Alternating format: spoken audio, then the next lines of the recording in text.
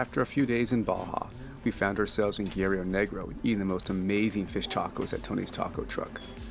Lots of our friends referred us here, and we knew we couldn't miss it. He's off the main drag a bit, but do yourself a favor and track him down. You won't regret it. Serious about these corners.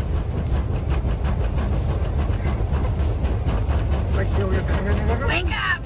Oh my gosh. I don't like.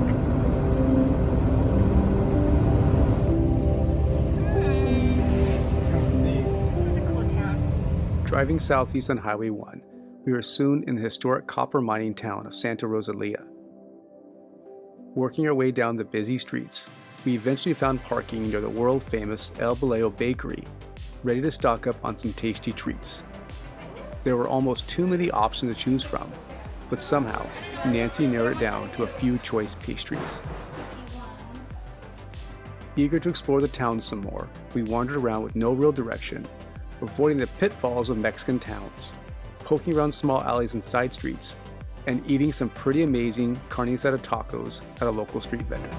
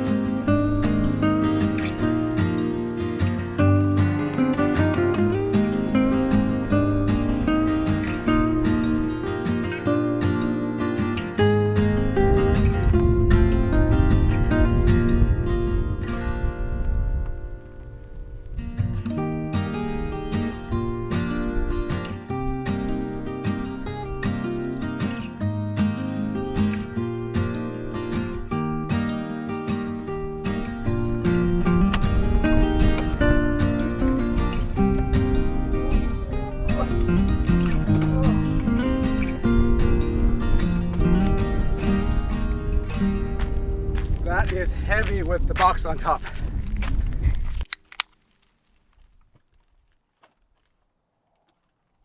After kind of a long day, this is at a Pacifico for Mexican Doritos. Don't taste Will like and regular Grace. Doritos. Time to chill out for a bit. Yep. Let's go with a video instead. Set up 2 different time lapses in 2 different directions, and I've screwed them both up. I can't help. So here it is. Maybe just pause it and look at it. Because I can't do time lapses apparently. I don't know where to point the camera.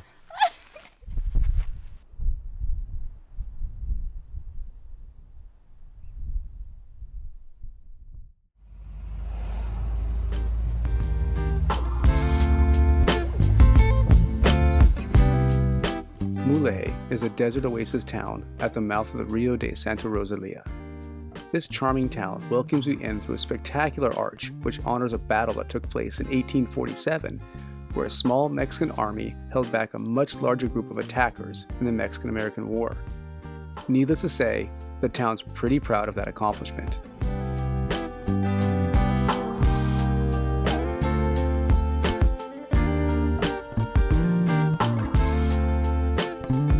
The eclectic small shops and colorful flowering trees gave us plenty to look at while we wandered through this small town. Mule is not like any town we've been to in Baja so far, with the water from the river providing sustenance for a variety of palms and fruit trees to thrive. It's easy to see why this area has been inhabited for thousands of years.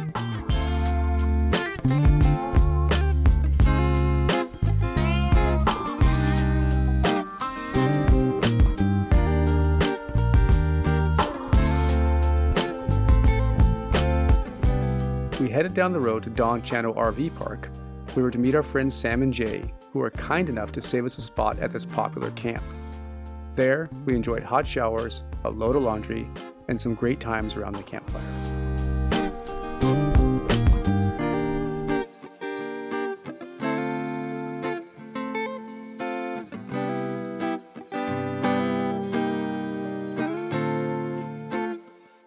Oh my god. I think other people know about this place. Is this it? Yes. Holy shitballs. Playa Santispac is a popular snowbird destination on the Baja Concepcion, known for its white sandy beaches and turquoise water. This playa boasts 2 restaurants on the beach and as much privacy as your RV can give you. Local vendors roam the beaches selling blankets, sombreros, sunglasses, water, and really anything you might need. You're probably thinking, why are they staying there? Well, we ask ourselves the same question. How's your Baja campsite? It's pretty. What else? Busy. Crowded, huh? Crowded. So unlike us. Mm-hmm. But trying something different. It's fairly quiet. Fairly. Yeah, but one of these vehicles here, not like Not the like rest. the others. It's okay. We spent our time at camp, napping, playing some sketchy games of Scrabble, and enjoying another magical Baja sunset.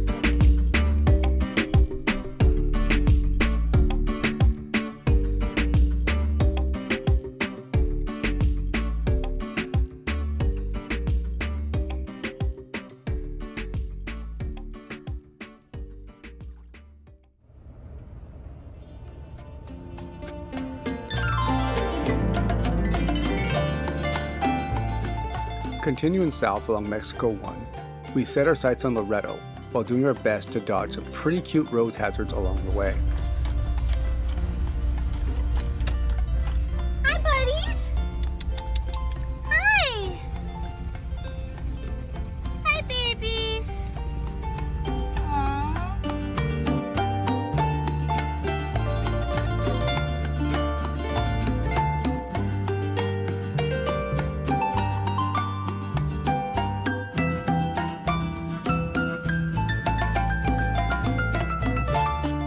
After setting up camp with a few other travelers, we wandered the streets in this bustling town, taking in the history and architecture it had to offer. We strolled through the plaza under elegantly manicured trees, trying to keep an eye out for the next fish taco hit.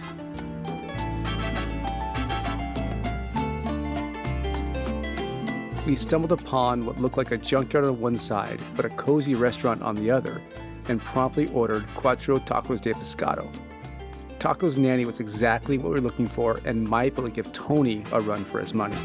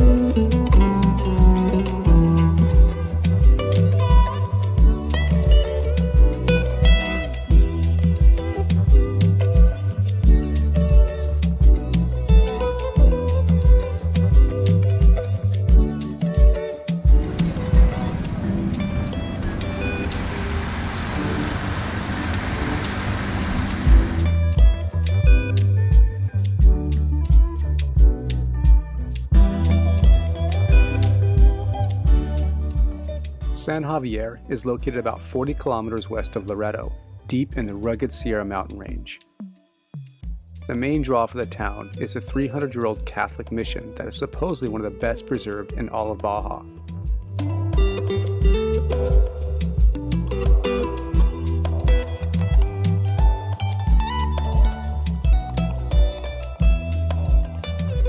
We explored the historic mission with some trepidation, remembering the indigenous peoples did not choose to be converted, but rather was forced upon them. That being said, we appreciated the building for its beautiful artwork and powerful architecture.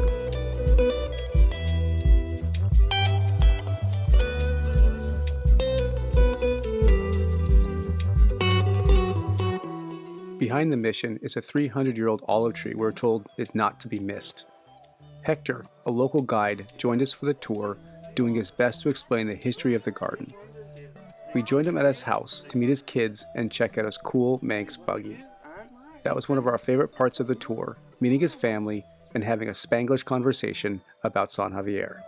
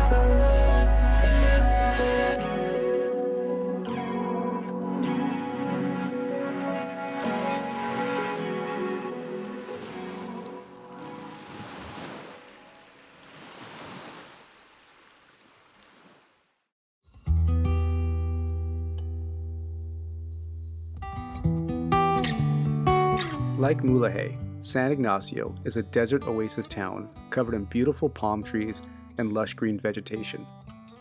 After a quick tour of the mission, where we spent most of our time with the adorable church cat, we decided to wander the streets of the small town, trying to get a feel of what local life is like. We like this town a lot, and we'll be definitely adding it to our list to explore further in the future.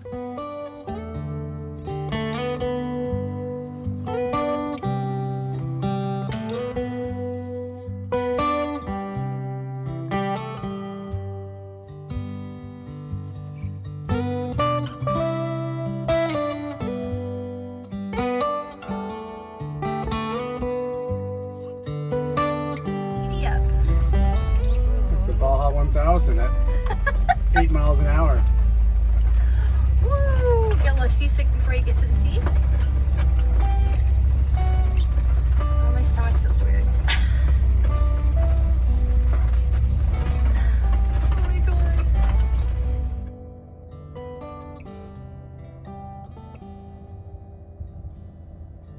Well, what we're looking for seemed to be a bust. I don't know, there's some new houses or something built, and this ends in some really soft sand, so we're gonna go back to where we started all this an hour ago. Yeah, go back to her. We definitely know we can have a spot to camp. Ugh. It's gonna take us another little bit to get there.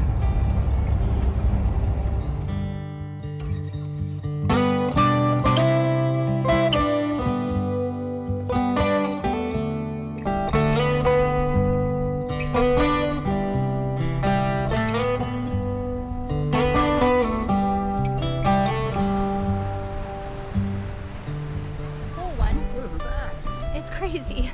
Come on, Mitch.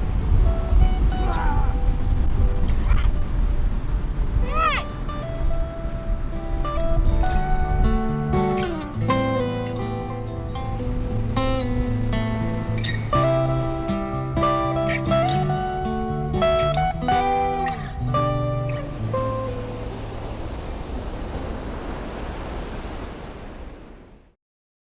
Things you do when you smell gas.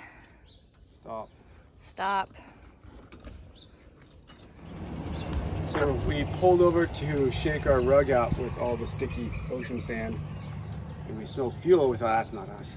And when we looked, It was us. I looked underneath, there was a little drip by the starter. There's a fuel line that comes from the fuel filter.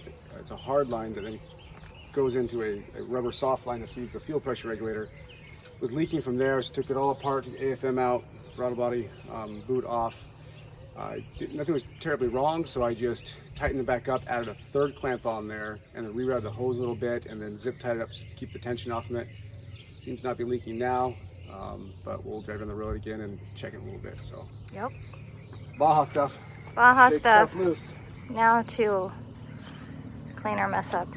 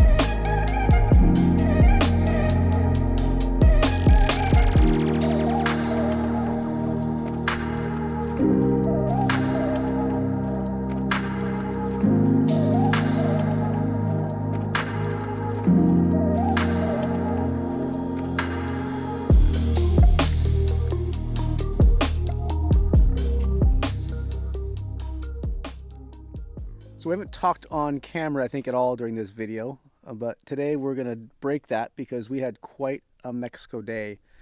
Nancy was filmed this morning when we had the fuel leak. Made it up to Guerrero Negro. Thought we'd have cell service like we did last time. Nope. But nothing today. We struggled to find Tony's taco truck again, but we did. We did, thank goodness. Had awesome tacos. We ate a lot. Went to an auto parts store to find some extra fuel hose just in case. Found one at kind of a marine shop. The guy was really cool, helped us out. Spoke no English, but we figured it out together. Got some extra fuel hose. And then we got followed by a Federale for a bit. We pulled over because our van was a mess from tearing it apart from the fuel leak. Every time he'd stop, I got tired of putting everything away. Yeah, and so right after we passed, we pulled over, which probably looked suspicious to him. So he took off, went down the road, but we could tell he waited. And we pulled back on the highway, and he jumped in behind us and followed us for probably 30 minutes.